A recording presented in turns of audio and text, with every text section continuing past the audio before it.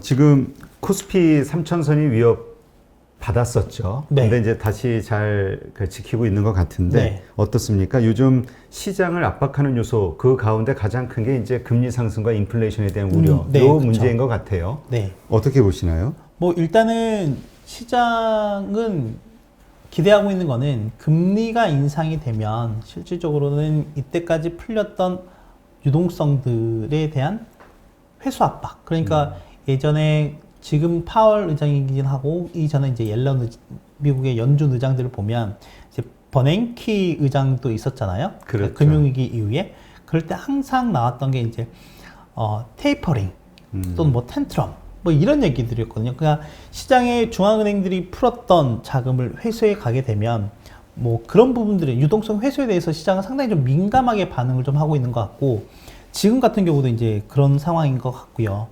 근데 지금 코스피 지수 같은 경우에는 연초 이후부터 박스권입니다. 네, 그리고 어제 같은 경우에 지금 자료 화면을 통해서 나가면 좋을 것 같은데 보시면 코스피 지수 자체는 계속해서 이제 박스권이었고 어제 이제 어제 또 하락이 나오면서 박스권 하단까지 이제 와 있는 상황이고 또 이걸 또 이제 돌리는 모습들이 좀 나타나고 있거든요. 네.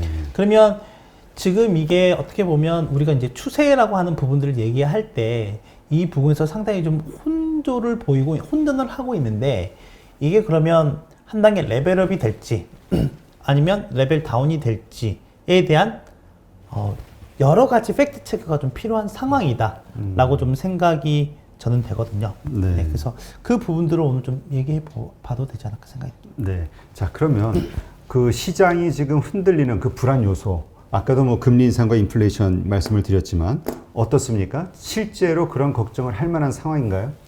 뭐 일단은 그 연준에서 얘기했던 거는 소비자 물가 상승률이 2%까지 올라오더라도 어느 정도 뭐 결국에 이제 평균 물가 목표제를 도입을 했기 때문에 그 정도까지는 용인하겠다라고 했고 어제 그 제롬 파월 연준 의장이 또 상원에 나가서 지금 경제 상황이 그렇게 뭐 시장이 보는 것처럼 지금 인플레이션을 우려할 만한 수준은 아니다라고 또 이렇게 되게 완화 스탠스를 또 보였거든요. 그래서 이제 어제 미국 증시도 반등이 나왔고 미국 증시 반등이 나오니 또 오늘 국내 증시도 또 이렇게 반등이 나오고 있는 상황이라고 좀 보면 될 것 같고요. 다만 이제 국내 증시는 약간 좀 특이한 부분이 좀 있기는 합니다. 그래서 그 특이한 부분이 어떤 거냐면 기본적으로 수급적인 부분들에서 보면은 지금 나오고 있는 것처럼 개인들의 순매수가 정말 어마어마하다라고 좀 볼 수가 있겠고 거기에 따라서 외국인들은 그렇게 매도 강도가 세진 않습니다. 외국인들은 그 안에서 좀 중립적인 부분이라고 본다면 올해 기관들이 좀 상당히 많이 던져내는 파는 모습들을 좀 보이고 있고 연기금의 그 네. 뭐 비중 축소가 그게 가장 뭐 큰 이슈잖아요. 표면적으로 가장 큰 네. 이슈이긴 하죠. 그리고 이제 이게 지난해부터 이걸 좀 구분을 지어서 보면 이제 2020년부터 이제 보면은 2020년 이후부터 현재까지 이제 누적 순매도한 규모를 좀 나타내고 있는 거고, 이게 올해만 매도한 규모들을 이제 수급 주체별로 좀 나타낸 거긴 하거든요. 그렇게 봤을 때 이제 2021년 올해 판 비중이 이때까지 전체 판 비중에서 각각 이 정도 좀 차지하고 있다라고 보시면 되겠고, 이 절대적인 수치 자체는 연기금이 정말 어마어마하죠. 그러니까 네. 2021년 비중이 엄청나네요. 네, 그렇죠. 올해 다 판 거네, 연기금이. 네, 그렇죠. 근데 이걸 한번 또 다르게 보면은 이게 2020년부터 현재까지 누적으로 보는 게 아니라 그냥 2020년 그리고 2021년만 놓고 본다라고 하면 거의 이 스코어는 2배 정도씩 된다. 다만 이제 외국인은 뭐 거의 플랫한 상황이다 라고 좀 보시면 될 것 같고, 제가 이제 이 부분에서 꼭 한 가지 말씀드리고 싶었던 거는 뭐냐면, 뭐 이걸 말씀드리면 아마 동학개미들이 또 들고 일어설 수도 있는데, 그러면 시장이 올라가고 내려가는 데 있어서 주 영향을 미치는 수급 주체는 어디냐라고 하는 부분들을 이제 다들 느낌으로는 알고 있지만 감히 말을 못할 뿐이죠. 하지만 이제 그걸 제가 데이터를 가져왔는데, 보시면 이 자료는 이제 2010년 이후부터거든요. 네. 네. 그리고 이제 동학개미들의 영향력이 좀 커졌던 2020년 이후로도 한번 보긴 했는데, 코스피 등락률하고 그리고 그러니까 그날의 그 수급주체 간의 상관관계를 좀 따져본 겁니다. 네. 그러면은 샘플 개수가 2010년부터 보면 한 거의 2,800여 개 정도가 되거든요. 근데 그걸 보면은 외국인의 영향력이 컸다. 그러니까 이 말은 무슨 말이냐면 상관관계가 높았다라고 하는 거는 코스피가 오른 날 외국인의 순매수가 있었다라고 보면 될 것 같고, 그러면 코스피가 오른 날 개인들은 팔았다. 이게 좀 약간의 역의 상관관계다라고 보시면 되겠고, 이게 2020년 이후로만 놓고 본다라고 하면 거의 그 수치는 변함이 없습니다. 우리가 일반적으로 생각하기에는 작년 상승을 이끌었던 건 외국인은 무조건 팔았고 개인이 네. 다 사면서 끌어올렸다. 개인이 일으킨 장이다. 이렇게 생각을 하는데 그러니까요. 아니다 이거죠. 네. 저도 아니다가 아니고 개인들이 분명히 시장에 유입이 되면서 어느 정도 지수 하방이라든지 또는 이런 걸 해주는 건 맞기는 한데, 이게 그냥 단순하게 이 지수 상승과 상관관계를 놓고 본다라고 하면 아무래도 이제 외국인의 좀 영향이 컸다라고 좀 볼 수가 있을 것 같고요. 이게 또 중요한 건 뭐냐면 최근에 개인들이 상당히 뭐 매수 규모가 상당히 커졌잖아요. 네. 상당히 커졌기 때문에 이제 이거를 제가 그 허들을 얼마로 잡을까 했는데 한 1조 원 이상으로 한번 잡아 본 겁니다. 1조 원 이상으로 잡아 봤을 때 2010년 이후부터 1조 원 이상 순매수한 날은 32일 정도 돼요. 이게 연속적인 게 아니라 지난 10년간 한 32일 정도는 1조 원 이상 순매수를 했다라고 보시면 되고, 그리고 순매도한 날은 14일 정도가 되거든요. 그런데 그 중에 이 순매도 규모가 2020년, 21년 이렇게 놓고 보면 거의 순매수는 거의 90% 이상은 다 지난해 이후에 나왔다고 보시면 돼요. 1조 원 이상의 순매수는. 반대로 이제 순매도 같은 경우는 좀 반반이긴 합니다. 2020년 이후가 반, 그리고 이전이 반 정도 된다라고 보면 되는데, 그리고 그날 1조 원 이상 순매수하고 순매도한 날 코스피 등락률이 어땠냐라고 봤을 때, 방금 얘기하셨던 것처럼 뭐 지난해 개인들의 순매수가 계속 들어오면서 시장을 어느 정도 버틸 수 있는 여건은 됐는데 지수 상승을 주도했느냐라고 봤을 때 그렇지가 않았다라는 게 데이터의 결과예요. 네. 그럼 지수는 왜 올랐을까? 다른 외적인 요인들, 이 수급적인 거 외에 다른 부분 요인들이 복합적으로 좀 작용했다라고 저는 이제 보고 있는 거고, 보시면 이 32일 중에 개인이 순매수한 날 하락한 게 27일이에요. 물론 오른 날도 있습니다. 근데 이 절대적인 수치는 이렇게 얘기를 하고 있고, 그리고 개인이 1조 원 이상 순매도한 날은 100% 코스피가 올랐습니다. 그때 그 물량을 전부 외국인이나 외국인과 기관이 받았어. 당연히 그 수급은 뭐 상대적인 거니까 지금 이렇다. 저도 이제 이걸 만들고 나서 상대적으로 놀래긴 했는데, 그러면 이제 이렇게 또 반박하시는 분들이 있어요. 이거는 그날 그러니까 우리가 흔히 보면 이제 스톡의 개념으로 비교한 거기 때문에 당연히 뭐 이럴 수밖에 없지 않느냐, 이렇게 또 반문을 제기하실 수 있는 부분들이 있는데, 그래서 이제 그러면 이게 딱딱 끊어지는 개념이 아니라 플로우의 개념으로 한번 봐보자. 그래서 최근 며칠 동안 한 걸 제가 좀 가져왔는데, 이 표를 좀 보시면 이제 빨간색 부분은 지수가 상승하는 구간이고 우연찮게도 개인이 매도하는 구간이에요. 이게 개인들의 흐름은 녹색이거든요. 네, 그리고 뭐 빨간색은 기관, 파란색은 외국인, 검정색이 코스피 흐름인데, 제가 뭐 최근 며칠간만 이제 가져오긴 했지만 이게 어떻게 다 이게 시장의 움직임인 거예요. 돈의 흐름인 거예요. 보시면은 이제 어제 같은 경우가 극명했죠. 보시면 코스피가 쭉 빠지는 동안 녹색으로 보이는 개인 순매수 쭉 유입이 되고 있고 외국인과 기관은 계속 던져내는 모습들이 있거든요. 네. 그리고 이렇게 쭉 움직이는 구간이 아니라 일시적으로 나타나는 이런 구간들 한번 보시면, 상승 구간. 네, 일시적으로 나타나는 이런 구간들도 보면 코스피가 잠깐 올랐다가 이렇게 빠지긴 하지만 그 잠깐 오르는 사이에 수급이 어떻게 변했는지가 나타나거든요. 잠깐 오르는 사이에 기관과 외국인이 샀고 개인은 매도하는 이런 게 그냥 계속 반복이 되고 있는 상황인 거예요. 그러면 왜 그럴까요? 왜 같은 돈인데 주가가 뭐 차별하는 것도 아니고 기관이나 외국인이 살 때는 올라가고 개인이 살 때는 그렇게 가격 영향을 안 받는다는 이유는 액수는 뭐 개인도 만만치 않게 샀잖아요. 만만치 않죠. 네. 근데 왜 그럴까요? 그 부분은 한번 이제 고민을 해봐야 되겠지만 제 생각에는 지수 상승과 하락을 주도하는 이제 기업들이 있을 거잖아요. 우리로 따지면 코스피 200. 네.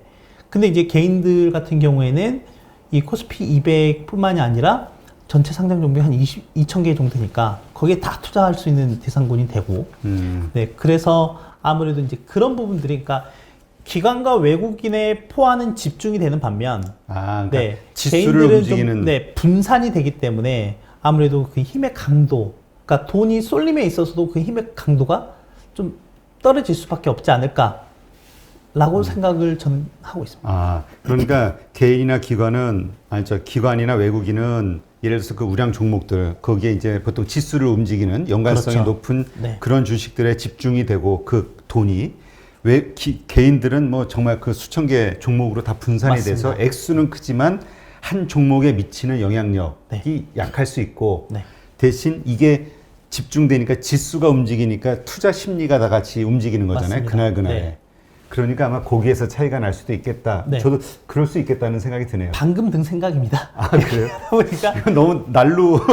아니 근데 이게 어떻게 보면은 뭐 검증된 건 아니긴 하지만 그렇죠. 네. 우리가 상상을 해보는 거니까. 네네, 검증된 건 아니긴 하지만 지금 제가 보여드렸던 두 개의 데이터들과 좀 같이 놓고 본다라고 하면 뭐 그래도 좀 맞지 않나. 그런 거는 어때요? 제 개인들 경험상. 같은 경우 그 단타 하시는 분들도 많잖아요. 그러니까 그렇죠. 보통 기관들은 사는 순간 그냥 이제 가지고 있고 보유가 좀 되는데 개인들은 너무 잦은 거래를 하다 보니까 샀다 팔았다 액수는 크지만 이게 실제로 묵직하게 상승을 이어나가는 어떤 그 뚝심에서 약한 거 아닌가. 한번 그것도 고민을 해보겠습니다. 네. 네. 근데 일단은 지금 시장이 이제 움직임이 좀 이렇다라고 하는 것, 네, 그리고 이런 데이터들도 있기 때문에 저는 궁극적으로 이제 동학개미들이 전반적으로 다 같이 돈을 벌려면 이제 이런 돈의 흐름을 좀 잘 쫓아가는 투자 그러니까 방식이 필요하다라고 생각이 됩니다. 그러니까 사실 오랫동안 주식시장에 내려왔던 그 격언 중에 하나가 외국인이 들어오면 들어가고 외국인이 팔면 나와라 이 얘기가 있잖아요. 그렇죠. 이게 아직도 통용될 수밖에 없다는 환경이잖아요. 지금. 그런 환경이고 그런 구조적인 부분인 거죠. 그럼 우리가 이거 뭐 아직 답은 안 나왔지만 외국인이 뭐 말씀하신 대로 하루에 돈이 얼마가 투자가 되고 그 돈의 대부분이 지수를 움직이는 어느 부분에 들어가는지도 한번 좀 체크도 해봐야 되겠지만 하여튼 외국인의 투자 패턴도 한번 고민해봐야겠네요. 그렇죠. 그게 왜 주가를 움직이는지. 근데 또 그런 부분도 있습니다. 기관이나 외국인들은 스페셜리스트예요. 네, 이런 투자에 대해서는 스페셜리스트이고 또 그들이 할 수 있는, 그러니까 투자를 할 때 선택할 수 있는 옵션들이 정말 많습니다. 근데 개인들은 이거 주식 하나 그렇죠. 사서 올라가야 되는 이 롱 포지션밖에 없잖아요. 하지만 기관과 외국인들은 롱 포지션 외에도 숏 포지션도 있고 주식 외에도 채권이 있고 파생도 있고 하거든요. 그러니까 이게 가지고 있는 이 수단과 방법이 좀 다르기 때문에. 근데 지금은 공매도가 안 되니까, 네. 쇼 커버가 안 되니까 대신 그 뭐죠? 지금 말씀하신 거잖아요. 대차는 안 네, 되니까 네, 네. 파생 쪽에서 뭐 이렇게 활용을 해가지고 그 뭐죠? 선물을 통해서 이렇게 움직일 수 있는 가능성도 있지 않을까요? 그렇죠. 이제 그게 최근 우리나라 증시에서 가장 많이 나타난 수급 패턴입니다. 그러니까 뭐 외국인들이 선물을 사거나, 왜냐하면 지금 개인들, 아까 보셨던 것처럼 개인들이 지난해부터 현재까지 거의 누적을 보면 95조 가까이 순매수를 하다 보니, 그럼 개인들은 현물만 산 거예요. 주식 현물만. 계속 사다 보니 우리가 이제 선물과 현물의 이 차이를 베이시스라고 많이 얘기를 하는데, 네. 그러면 결론적으로는 항상 이 선물이, 이론적으로 본다면 선물이 현물보다 비싼 게 맞거든요. 그렇죠. 이제 그리고 흔히 우리가 그걸 이제 콘탱고라고 얘기하고, 이게 베이시스가 양인 상태일 때, 근데 지난해부터 어떤 현상들이 발생하고 있냐면 이 계속 음인 상태인 거예요. 그러니까 현물보다 선물이 고평가가 나오니 당연히 우리가 매매를 할 때는 비싼 건 팔고 싼 건 사야 되는 이런 거잖아요. 그러다 보니까 외국인들은 선물을 매도하고 선물을 매도하는 거래들이 계속 나오고 거기에 대응을 해서 기관 중에 금융투자가 선물 매수를 해줘야 됩니다. 기계적으로 해줘야 되는 부분들이 있거든요. 그러면 기관 중에 금융투자는 선물을 매수하고 현물을 파는 매도 차익 거래라고 하는 걸 이제 계속 하는 거예요. 이게 지금 지난해 하반기부터 계속 우리나라 증시 수급상에서 나타나고 있는 플레이 방식이다라고 보시면 되겠습니다. 그런 거는 어때요? 기관과 외국인이 막 매도를 해서 주가가 내리는 순간, 그러니까 물량이 막 나오는 그때 개인들이 사는 게 이유가 되지는 않을까요? 다시 그러니까 한번만. 기관이나 외국인은 예를 네. 들어서 주가가 이렇게 뭐 올라가는 상황에서도 계속 밀어붙이면서 계속 매수를 하는데 네. 개인들은 떨어질 때만 사는 거. 그쵸. 저점 매수를 하려고 하는 거죠. 그러니까 네. 막 추격 매수, 그러니까 뭐 작은 어떤 코스닥 시장에서 그런 거는 있지만 이런 대형 우량주, 지수의 연관성이 높은 이런 주식들에 대해서 막 쫓아가면서 막 그러니까 과감한 매수, 추격 매수는 하지 않는 그런 것이 가격을 이렇게 크게 올리지 않는 이유가 되진 않을까 하는. 그래서 이제 여기서 나올 수 있는 이제 주식 격언 중에 하나가 항상 있잖아요. 그 올리는 말에 달리는 말에 올라타라. 그렇죠. 네. 근데 여기서 이제 투자 스타일이 이제 나오는 거예요. 기관과 외국인은 충분히 이제 끌어올릴 수 있는 뭐 자금도 되고 힘도 그렇지. 있기 때문에 목돈이 확 들어가니까. 네. 계속해서 뭐 얘기하면 비싼 가격에도 계속해서 사는 이런 흐름이지만 이제 개인들 같은 경우에는 이게 안 되다 보니까 어찌됐든 저점 매수를 하는데 그 다음날 반등 나오면 이제 이렇게 정리하는. 그러니까 이게 투자 스타일의 이제 차이긴 하지만 그러다 보니 이제 결론은 이건 것 같아요. 그러니까 지수를 움직이는 데 있어서 개인들의 영향력은 떨어질 수밖에 없다. 그러면 우리는 그 떨어지는 점을 어떻게 보완을 해야 되느냐? 바로 이러한 주 플레이어들이 어떻게 움직이는지를 잘 체크를 해야 된다. 근데 요즘 외국인의 매도 행렬이 계속 이어지고 있잖아요. 그리고 또 하나 우려하고 있는 게 이제 글로벌리 그 미국의 경기 상황이 좋아지고 미국의 금리가 상승이 되니까 채권 뭐 여러 가지 상승이 되니까 이제 달러 캐리 트레이드로 해외 신흥국 시장에 나왔던 돈들이 다시 미국으로 몰려 들어가게 될 상황들을 걱정하는 거잖아요. 그게 이제 결국은 신흥국, 한국 시장에서도 계속 외국인들이 매도할 수밖에 없는 이유가 될 수도 있고 이게 결국은 단기적으로는 한국의 어떤 주식시장의 악재가 되지 않을까 이런 생각도 얼핏 드는데요. 뭐 일단 외국인들이 지금 환율이 그렇게 크게 급변하고 있는 상황은 아니거든요. 환율이 그렇게 크게 급변하고 있는 상황은 아니긴 한데 외국인들이 그렇다고 해서 우리나라 지수를 뭐 그렇게 적극적으로 계속해서 매수하고 있는 상황도 아니긴 하지만 아까 보셨던 것처럼 계속 매도하고 있는 국면은 아니에요. 계속 매도하고 있는 국면은 아니고 만약 그 자금들이 만약에 해외로 다 빠져나갔다고 하면 우리나라 환율 시장이 이렇게 안정적일 리는 없을 것 같거든요. 상당히 우리나라가 민감하잖아요. 대외 변수에. 그렇지. 대외 변수에 민감하게 움직이는 거고. 그래서 저는 그 자금은 뭐 언제든지 시장 상황이 바뀌거나 그런다라고 하면 들어올 여지는 좀 있다라고 좀 보고 있고. 그리고 또 하나는 그렇다면 외부에서 들어온 자금들이 진짜 있느냐라고 봤을 때 뭐 당연히 지금 주식 시장으로는 유입이 되지는 않았지만 뭐 다른 채권이라든지 이런 쪽으로는 자금이 들어오고 있는 상황이기 때문에 뭐 워낙 많은 이제 유동성이 좀 풀려 있기 때문에 일부 우려하는 그런 부분들이 있다 하더라도 일단 결론적으로는 돈은 성장이 되는 그리고 돈을 벌 수 있는 그런 나라와 기업에 집중이 될 수밖에 없는 상황이거든요. 그렇기 때문에 저는 국내 증시의 매력은 여전히 있다라고 보고 있고 그래서 이제 골드만삭스 같은 경우도 어제 우리나라 증시의 전체적인 코스피의 전체적인 목표 주가도 뭐 기존의 3,200에서 3,700까지 올리기도 한 상황이기도 하고요. 네. 일단 그러면 26일 날 MSCI 그 정기 변경일이잖아요. 네. 이게 또 역시 외국인이 매도하는 빌미가 되지 않을까? 포트폴리오 수정하면서.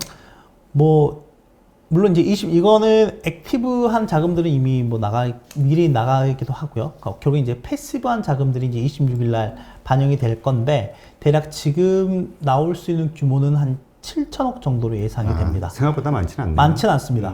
또 되게 이례적이었던 건 뭐냐면 제가 이번에 보면서 좀 상당히 좀 이례적이었던 거는 2월 10일 아침에 MSCI에서 분기 변경 관련한 내용들을 좀 발표했거든요. 네. 그런데 우리나라가 빠졌습니다. MSCI 뭐 한국 지수라든지 또는 스몰캡 이런 쪽에서 종목 간의 편출입이 있어야 되는데 거기에서 제외가 됐어요. 아예 발표를 안 했거든요. 네. 그리고 이제 자료 화면을 통해서 보시는 것처럼 MSCI 이머징 마켓 지수에서 보면 우리나라가 비중이 소폭 감소를 했습니다. 0.1%포인트 정도 네. 감소를 했고, 그렇기 때문에 이번 주 금요일에 외국인이 나올 수 있는 매물출의 금액은 대략 한 7천억 정도라고 생각이 되고요. 근데 이게 보면 최근에 뭐 외국이나 기관들이 뭐 7천억 정도는 그냥 우습게 던지고 그걸 또 개인들이 또 받아내는 이런 형국이기 때문에 그렇게 지수에 부담을 줄 만한 부분은 아니다라고 생각이 됩니다. 아, 근데 그 MSCI 그 비중이 중국이 40.4에서 이제 또 0.3% 늘어났네요. 네, 맞습니다. 근데 이게 중국의 비중이 계속 늘어나는 거는 어쩔 수 없는 흐름일 것 같아요. 그렇죠. 중국 시장이 점점 네. 커지니까. 네. 거기에 따라서 뭐 대만이나 한국 같은 네. 우리는 신흥국은 이제 점점 축소가 될 거고. 네. 그래서 이제 우리나라 같은 경우도 지금 FTSE 같은 경우에는 영국의 이제 FTSE 같은 경우에는 선진 지수에 편입되어 있는데 MSCI 같은 경우는 아직 이머징 지수에 편입되어 있거든요. 그래서 계속 선진 지수로 들어가려고 노력을 하고 있는 거고 이걸 추종하는 자금 사이즈가 다릅니다. 지금 그렇죠. 네. 보면은 뭐 7천억 정도이면 이거는 이 MSCI 이머징 마켓 지수를 추종하는 자금은 글로벌하게 한 700억 달러 정도로 추산이 되긴 하지만 선진 지수는 거의 배 이상이거든요. 네, 그렇기 때문에 이걸 좀 계속 들어가려고 시도를 하고 있다. 네. 근데 의외인 게 대만이 한국보다 조금이나마 더 높다는 게 네. 경제 사이즈 규모로 보면 게임이 안 될 것 같은데. 아무래도 이제 이 테크 관련한 이제 종목들의 비중이 높다 보니 그런 뭐 것 같습니다. TSMC 뭐 이런 네, 것들 맞습니다. 때문에. 알겠습니다. 하여튼 뭐 수급 MSCI 26일 날 뭐 큰 우려는 없을 것 같다는 생각이 들고요. 하여튼 이러한 조정들이 있을 때 우리가 이걸 개인들 입장에서 계속 매수의 기회로 삼아야 될지 아니면 좀 이게 불안정하니까 비중을 좀 줄여내야 될지 어떻게 보세요? 저는 이제 그런 측면에서 봤을 때 지금 아까 코스피 지수의 움직임도 한번 보여드리긴 했지만 그 아까도 보셨던 것처럼 일단 코스피 같은 경우가 지금 박스권에 갇혀 있기 때문에 결국에는 그 박스권을 돌파하느냐가 이제 가장 중요한 포인트가 그렇죠. 될 거예요. 그러면 저는 기본적으로 우리나라 기업들의 실적 추이가 어떻게 되는지를 꼭 한번 체크를 하시면 좋을 것 같다. 그리고 거기에 우리나라 수출 동향도 좀 같이 보시면 좋을 것 같은데 지금 제가 준비한 자료 화면을 보시면 이게 좀 의미하는 바가 많습니다. 어떤 부분을 좀 볼 수가 있냐면 이게 지금 최근 5년이긴 하지만 우리나라 코스피 200의 영업이익 컨센서스와 그리고 그 해의 코스피 등락률을 좀 비교한 표이거든요. 검정색이 이제 코스피 지수이긴 한데 보시면은 저는 이제 시장이 지금 정상적이냐 비정상적이냐라고 이제 구분을 지은다고 보면 이렇게 이익이 증가하는 구간에서 지수가 올라가는 거는 정상적이라고 저는 생각이 돼요. 또 하나는 코스피 이익이 이렇게 감소하는 구간에서 지수가 조정이 받는 거는 이것도 저는 정상적이라고 봅니다. 그럼 결국에는 이익이 올라가는데 주가가 가지 못하거나 또는 이익이 떨어지는데 주가가 올라가는 이런 현상들이 이제 비정상적인 거고 결국에는 비정상적인 거나 비이성적인 것들은 정상화가 되고 이성을 찾아갈 수밖에 없는 게 이제 흐름인 거고 그런다고 봤을 때 저는 이제 2019년과 20년 이 움직임들을 보시면 이게 이제 특수한 상황들이 이제 발생을 하게 되는 거죠. 실제 각 증권사 하우스에서 코스피 200 기업들에 대한 영업이익 추정치를 다 이제 발표를 하거든요. 네네. 그리고 이제 보통은 연초에 좀 높게 발표를 하고 연말로 가면 좀 조정이 됩니다. 조정이 되긴 하는데 좀 이런 적은 좀 기이했던 적이죠. 2017년 같은 경우는 보시면은 2019년 같은 경우도 연초에 상당히 좀 높은 수준이었다가 지금 연말에 가서 쭉 떨어지는 이런 모습들이었고 결론은 이런 상황에서 2019년 하반기부터 주가가 더 이상 이제 하락하지 않는 뭐 이런 부분도 좀 있긴 했었고 이제 작년 같은 경우에는 영업이익 조정률이 연초 대비해서 한 20% 넘게 진행이 됐는데 오히려 주가는 30% 넘게 올랐단 말이죠. 네, 이거는 이제 다른 이제 변수들이 좀 시장에 작용을 했다. 그러면 올해 어떠냐? 올해 주가는 이미 역대 최고치예요. 네. 근데 역대 최고치 실적은 2018년에 약 한 194조 원 정도가 최고치이고, 그럼 올해는 대략 추정치가 180, 연초에 한 177조에서 현재 한 180조 초반대까지 이렇게 올라와 있습니다. 그럼 중요한 거는 향후에 지금 이렇게 박스권의 움직임을 보이고 있는데, 다른 변수들도 중요하지만 실적이라고 하는 것만 놓고 본다라고 보면 2017년과 같은 움직임들이 나온다라고 하면, 영업이익 컨센서스가 계속해서 올라가는 이런 모습들이 나온다라고 하면, 저는 추가적인 지수 상승에 대해서 어느 정도 정당성을 부여할 수 있다라고 생각이 됩니다.